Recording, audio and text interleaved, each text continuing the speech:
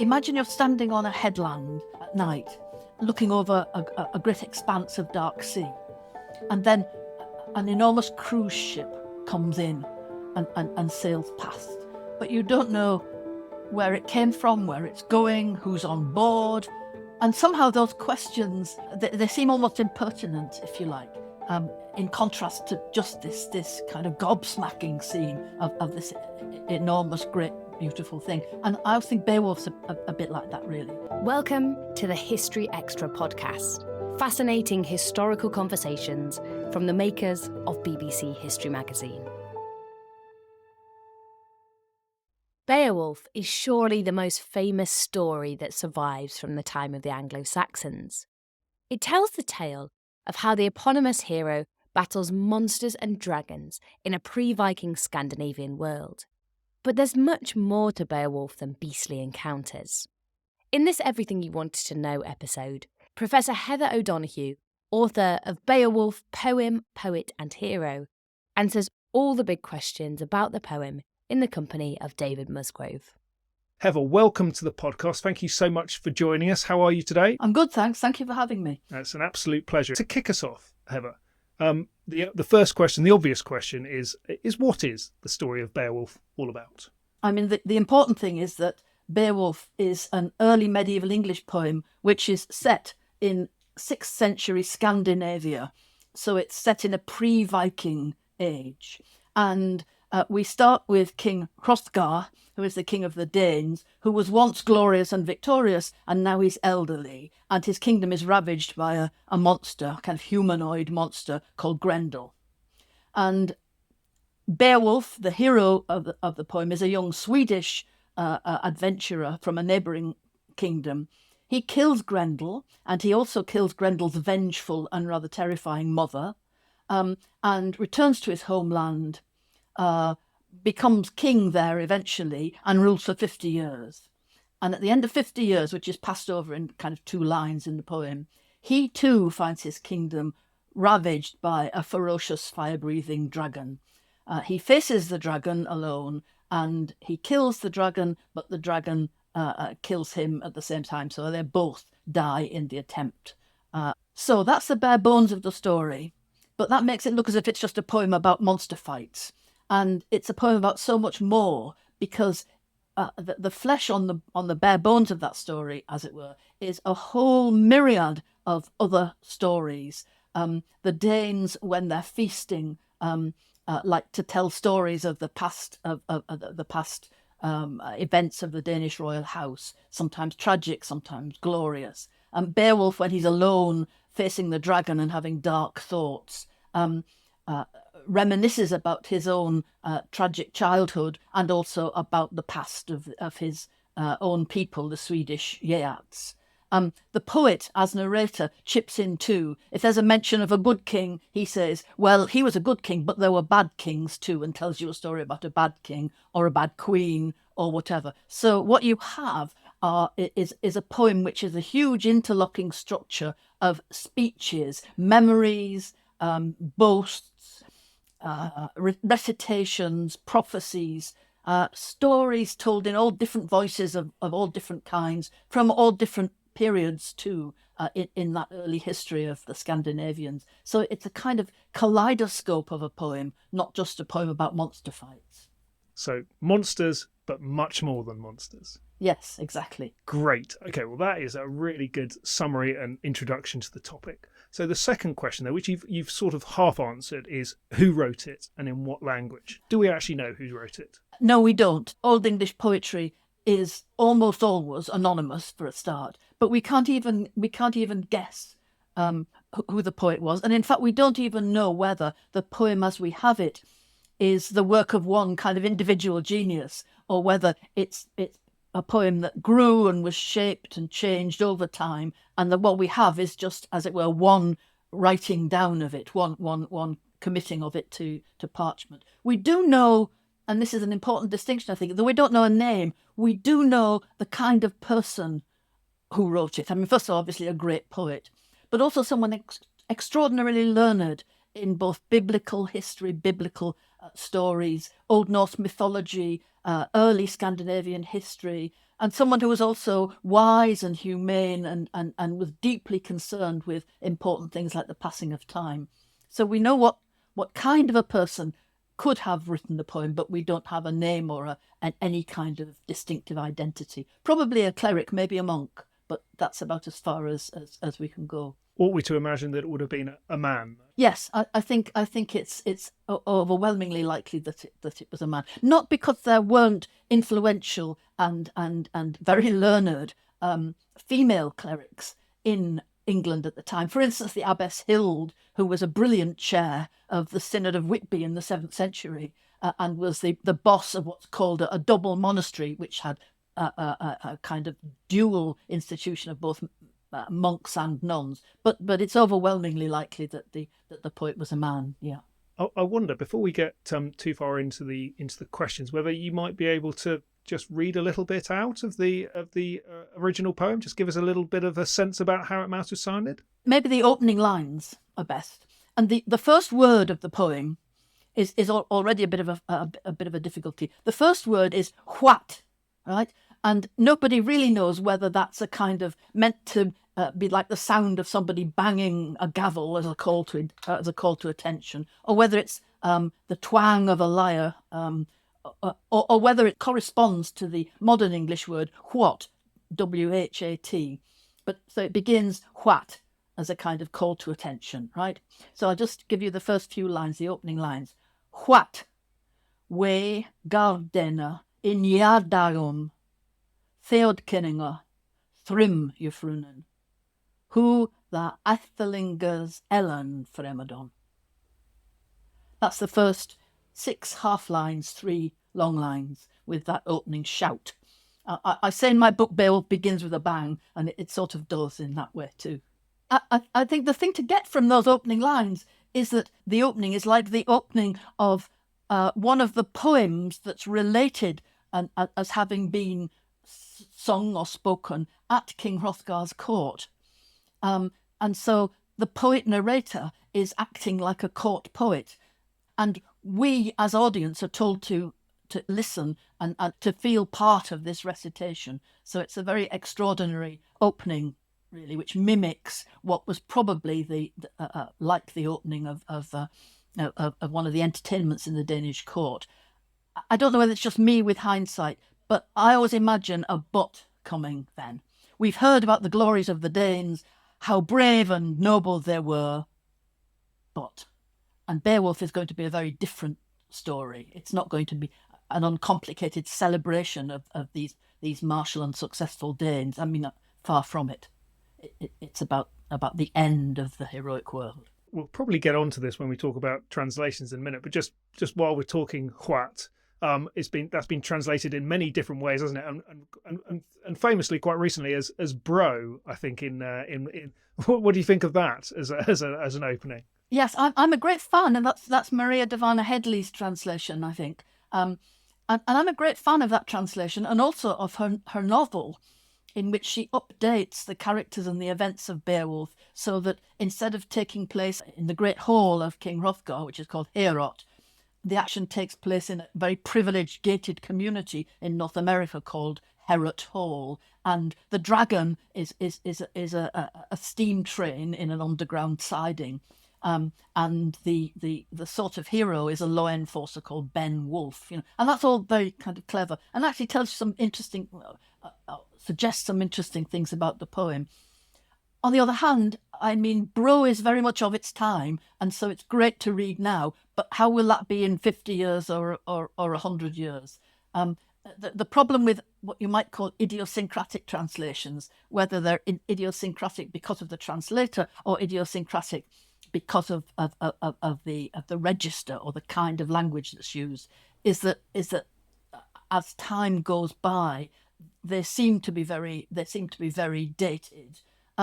Just to go back to what, if I may, one very early 20th century translator translated it as what ho, which now seems just utterly risible. But actually, it's not as bad as all that, and probably didn't sound as bad as all that, at the time.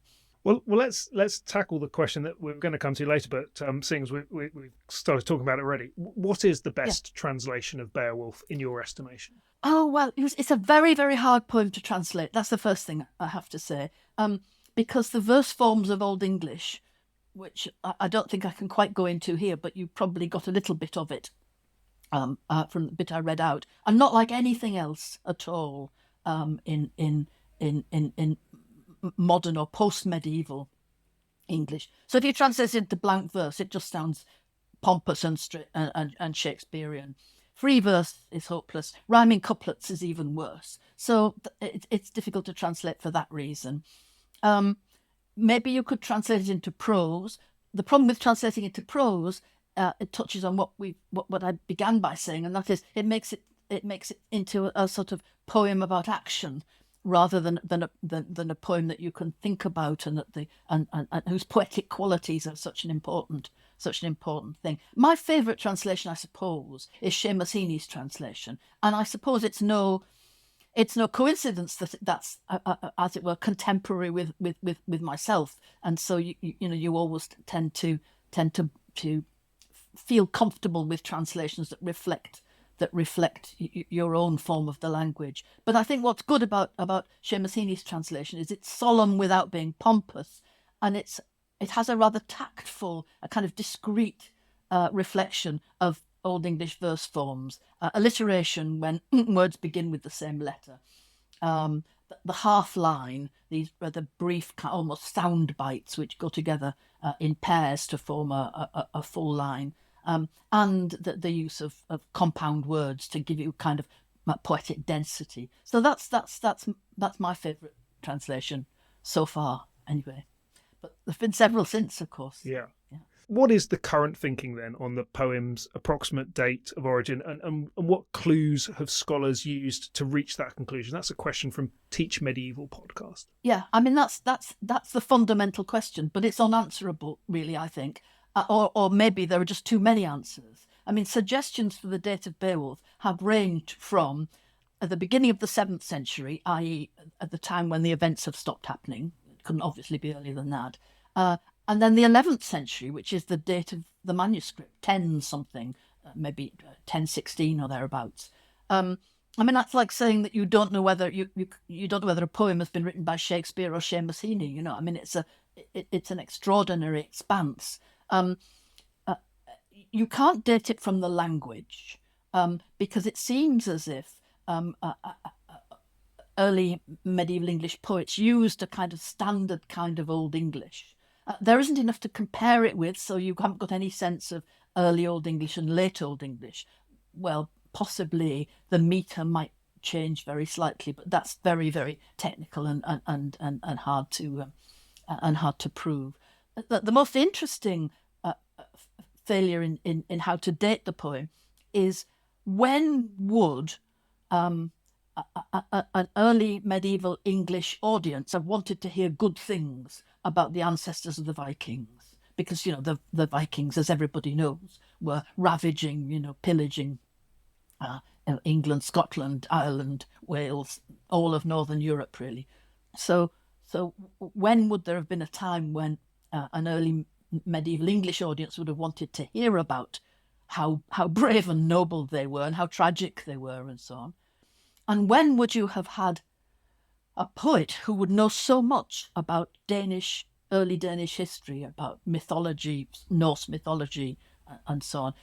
I think maybe it's important to say that these questions have occupied scholars for almost since the poem began to be studied in the 19th century.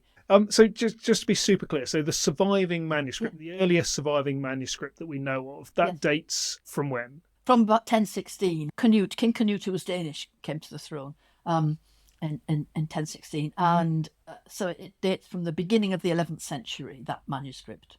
Paleographers always seem very clear about dating things. I'm not a paleographer, but that's what paleographers say. The manuscript would have dated from then. So that then stacks up then with the logic of the argument you were just talking about, as in the early 11th century, Canute and his successors were on the throne. They were Scandinavian kings, so that is the point at which people would be interested in Scandinavian history in an English context, and that's when it might make sense for the story to be written down. Yes. Though I have to say, just possibly, when you have a country being taken over, being colonised as early medieval England was by the Danish royal house, it's more usual that the colonizer would commission stories from the host or the colonised nation.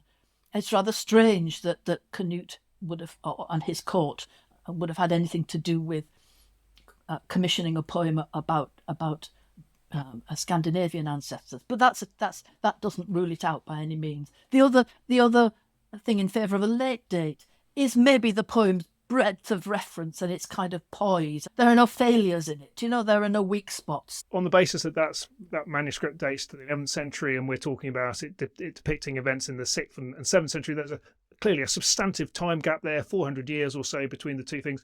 Can we have any sense about how closely that manuscript reflects what may have been written down in an original format centuries before that? I don't think there's any way of telling, actually. I mean, that manuscript has been copied from a written exemplar. You can tell by some of the scribal errors that they were the two scribes were copying. But you go back to the question of, was it a poem that took shape gradually and was finally written down when the Anglo-Saxon period was coming to an end? That's because 1066, of course, was the Norman conquest, and England is already in absolute disarray at the beginning of the 11th century. So maybe it was a poem that had existed for centuries, but it was thought necessary to write it down at that moment. But it's all just speculation and guesswork, and on the basis of very little kind of actual evidence. But fun guesswork, I guess. Fun guesswork, I suppose, yeah. There is a story, just let me bring on the manuscript just a little bit more. Yeah. The story about the manuscript almost being lost. So how close did we come to actually losing that manuscript? Well, that's a great story. There's only one surviving manuscript, which is already, kind of precarious state to be in. And there's no mention at all of either a poem about Beowulf or Beowulf as a hero, or a poem called Beowulf in manuscript. There's no mention whatever until the 16th century.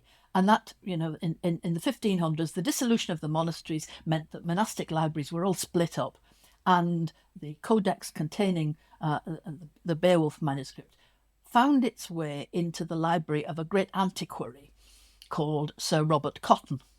And so you might think, phew, at least it wasn't, thrown away or just lost or used for animal bedding or whatever terrible things happened to manuscripts that people didn't want anymore. And when Robert Cotton died, he bequeathed this fantastic library he'd collected of early medieval manuscripts. He bequeathed it to the nation. So you think again, phew. What happened then was that his library was housed temporarily in a big house. You're not going to believe this, called Ashburnham House. And Ashburnham House caught fire, and a lot of the manuscripts in it were burnt to ashes. And the ones that weren't burnt were terribly, terribly damaged by water, because trying to put the fire out. And the great story is that the keeper of manuscripts, in his nightgown, went running in and threw books out of the window to save them. Beowulf was one of them. But it's charred around the edges. Every folio, every sheet of manuscript is all crumbly and burnt around the edges. And so you can actually see, if you go to the British Library and have a look, you can actually see how close we were to losing it. It's a brilliant story, that one, isn't it? Extraordinary, isn't it? Right, the next question. You've already sort of answered this a little bit, but I'll ask it. Do we know anything about how famous or how commonly told the Beowulf story was in the early medieval and medieval period? It sounds like perhaps maybe not so much, or at least we don't have any. Yeah, not at all, actually. No, there's nothing about Beowulf, no mention of Beowulf or a poem or whatever. Do you know, I fear this might sound a wee bit fanciful, but I always think about Beowulf as being, imagine you're standing on a headland at night, looking over a great expanse of dark sea, and then an enormous cruise ship comes in and sails past. And it's huge, and there are hundreds of little cabins all lit up. And it's a masterpiece of engineering, and it sails just beautifully, smoothly across the sea. But you don't know where it came from, where it's going, who's on board. And somehow those questions, they seem almost impertinent, if you like, in contrast to just this kind of gobsmacking scene of this enormous, great, beautiful thing. And I think Beowulf's a bit like that, really. It's just an extraordinary poem, as it stands in its entirety. That may be fanciful, but that's a lovely way of talking about it. A little bit of poetry that I'm sure the author of Beowulf himself would have been proud of. I wonder. Right. Does the story contain real historical characters and settings? You already said it does contain settings. It's in Scandinavia, but what about the people involved? The settings are not, as it were, real. I think it's a Scandinavia of the mind. It's what an early medieval English cleric imagined Scandinavia might have been like then. And it's a wild and remote and atmospheric place. There was, I'll just tell you as a kind of incidental thing, there was a 19th century scholar called Daniel Haig who thought that the poem was actually set in the northeast of England, which is where I'm from, and that Hrothgar's great hall, Heorot, which means heart, was in Hartlepool, and that the great cliffs that are mentioned in the poem are the great cliffs of the northeast coast and so on. I've always thought it might be great fun to do a little project and just go around those places, which are pretty well known to me, and see how they measure up to the descriptions in the poem. I don't think we'd get anywhere, but it might be a fun thing to do. So the settings are as it were imaginary, but some of the characters do seem to have been not Beowulf, but some of the other characters do seem to have some basis in history. So that, for instance, Beowulf's lord Higelac is mentioned in a Frankish chronicle, and in Old Norse histories, there's a load of stuff about the royal house of the Danes. It doesn't always match with what there is in Beowulf, and also at that period, history tends to get muddled up with mythology and legend and so on. But it does seem that, as it were, the background characters, though not, as I said, Beowulf, but the background characters do have a basis in history. Excellent. And this is a very popular internet search question, which I'm sure is quite difficult to answer. But the question is, what ethnicity was Beowulf? Can we hazard a view on that? He was probably Swedish. I mean, the kingdoms in the early medieval period of Scandinavia didn't match the present-day boundaries of Norway, Sweden and Denmark. But it seems like most of the poem took place in what we would now call Sweden, and that the enemies of Beowulf are from North Sweden, and that the Danes were part of South Sweden, which was then controlled by the Danish kings. Gotcha. Okay. Question from John Giebfried, who asks, who are the... I'm never sure how to pronounce this. Is it Geats or Gates? I'm not either. I would say Yeats, but okay. Who knows? Who knows how it was pronounced? Okay. There's nobody to ask, have we? Well, who are they and what happened? They are the tribe that Beowulf belongs to, the people that Beowulf belongs to. There are, in fact, a few mentions of people with a name a bit like Yeat, who might have been these Yeats from the poem.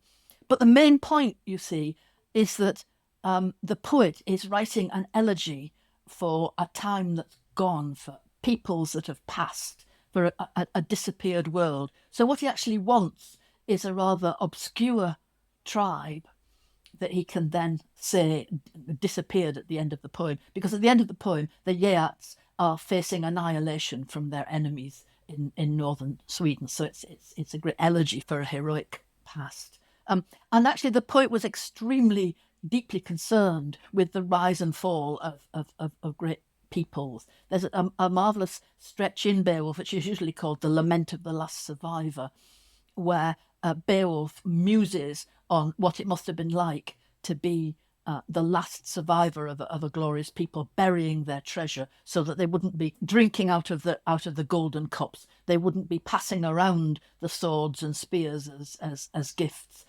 It's just all rusting in the earth. And that's one of the major themes of the poem is why do things decline and disappear? Yes, yeah, and there's a lot of musing goes on in this, isn't there? There is more than you would think if you think it's just a poem about monster fights. There's an awful lot of reflection in it. Yeah.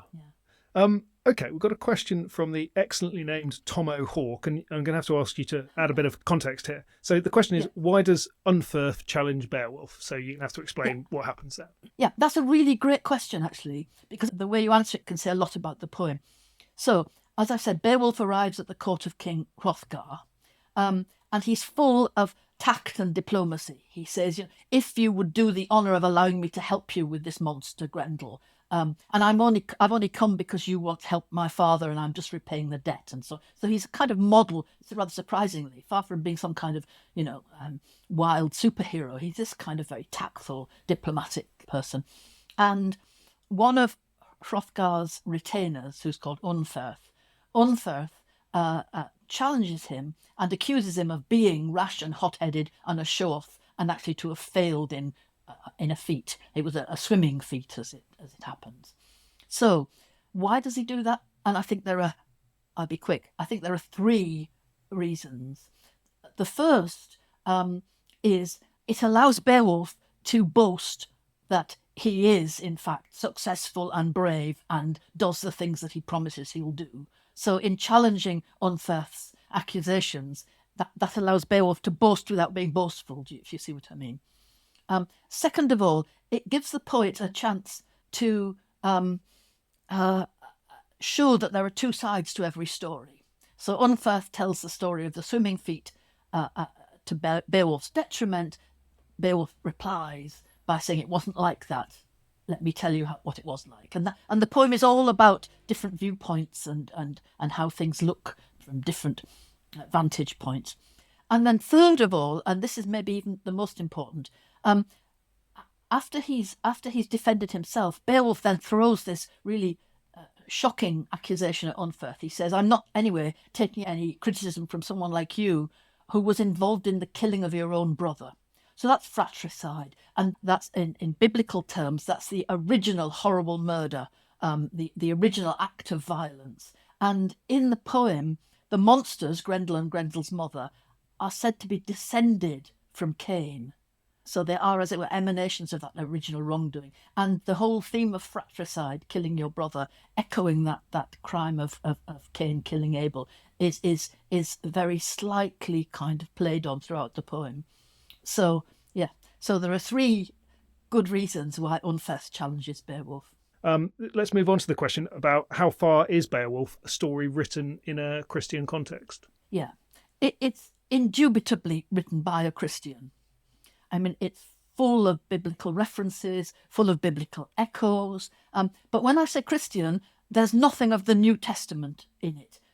There's lots of reference, particularly to Genesis and the giants and the monsters and so on, but there's nothing about that reflects the New Testament explicitly. So there's no mention of Christ, no mention of those things like resurrection and salvation, no mention of the Blessed Virgin Mary, but lots and lots of Old Testament reference.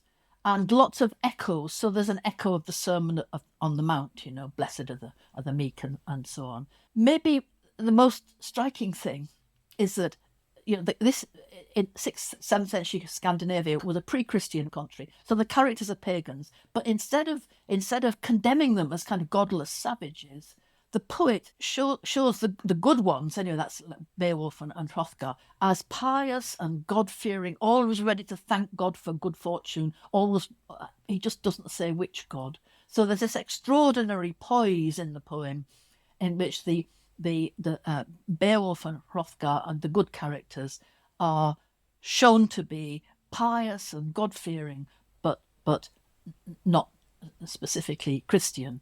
And that's extremely unusual in early medieval English literature, when the pagans are, especially the Scandinavians, are decried as hateful and obnoxious and savage and so on. And here we have this poem which deeply ponders what it would have been like to be a pre-Christian Scandinavian. Carrying on that biblical theme, I mean, the monsters in the story don't seem to fit into that biblical context very well. What should we make of the monsters in the story? I mean, the monsters fit in, as it were, factually, if you like, because they're said to be descendants of the spirit. They're kind of emanations of the spirit of Cain, that first murder. And you can just take them, as they are, and they're pretty scary. I mean, the monster fights are pretty exciting.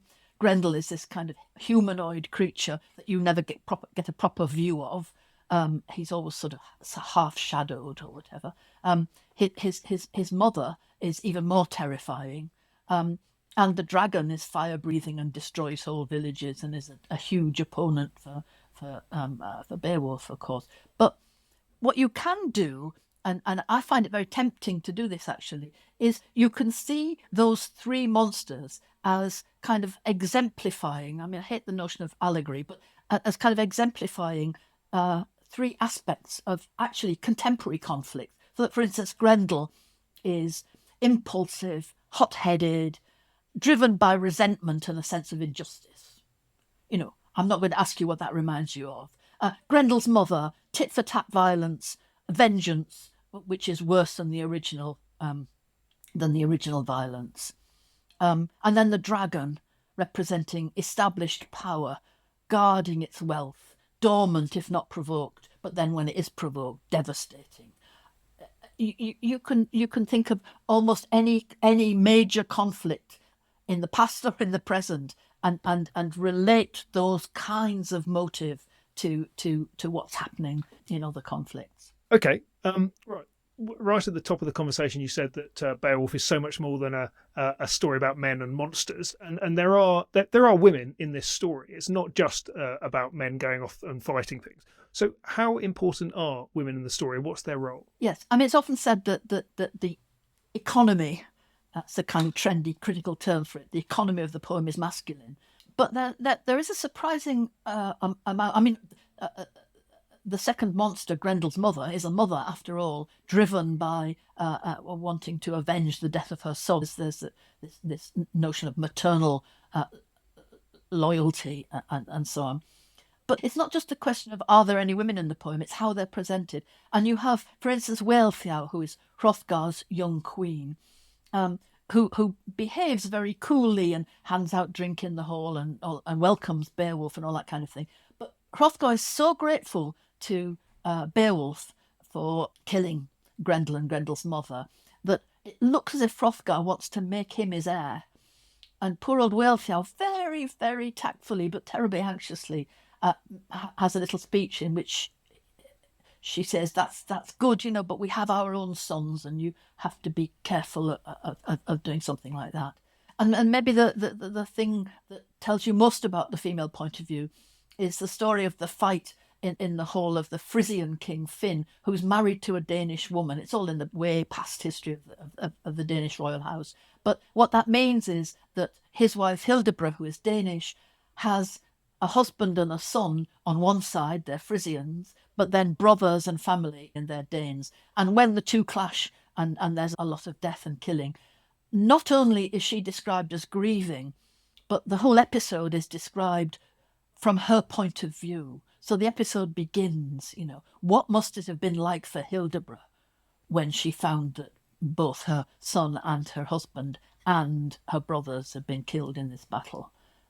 So it's to do not just with factual mention, but with sympathy, and there's quite a lot of that for women in the poem. So we talked about the structure of the poem and some of the meanings within it. So this question, you've kind of talked about this a bit, and I guess there might be multiple meanings, but the question is, what message was the Beowulf story supposed to convey, if any? Yeah. Well, I mean, it's a kind of truism of literary criticism that you can't say what a poem was supposed to do. You can only say what it does do. And what Beowulf does is create this enormous and almost meditative elegy for the past and how societies decline, how empires and tribes rise and fall. And I think it's about transience, really. And it's about why well, it's not about why, but it invites you to meditate on how societies that were once glorious and triumphant decline and disappear. The poem's very good, actually, surprisingly enough, on archaeological remnants, on bits of stone wall that belonged to earlier civilizations and so on. And I think the constant contrast that we're invited to think about in the poem is between past and present, and then, of course, the implication being between our present and our future. What will happen to us, I suppose. Just sort of moving beyond the sort of the literary messaging, can we learn much about society and culture in the early medieval period from reading Beowulf? That's another difficult question, like date, because it's an imagined society. It's an imagined setting. What we can learn, which seems to me a marvellous thing, but it's not really what historians want to know. What we can learn is how an early medieval English cleric viewed the past. But that's not really what people want to know. People want to know, were swords like the ones described in Beowulf and so on. There's been a lot made of connections, similarities between the treasures that were buried at Sutton Hoo, the famous boat burial in East Anglia, which dates from the earliest time that Beowulf might have been written, that those treasures seem to reflect some of the material treasures in Beowulf. But then, some historians have thrown cold water on that as well. At one point, when we're told about Hrothgar, this very martially successful king of the Danes, we're told that he built this enormous great hall, Heorot, the stag or the hart. And it says, I'm just paraphrasing a bit, Seamus Heaney's translation here, far and wide throughout the world, orders for work to adorn Heorot were sent to many peoples. Far and wide throughout the world.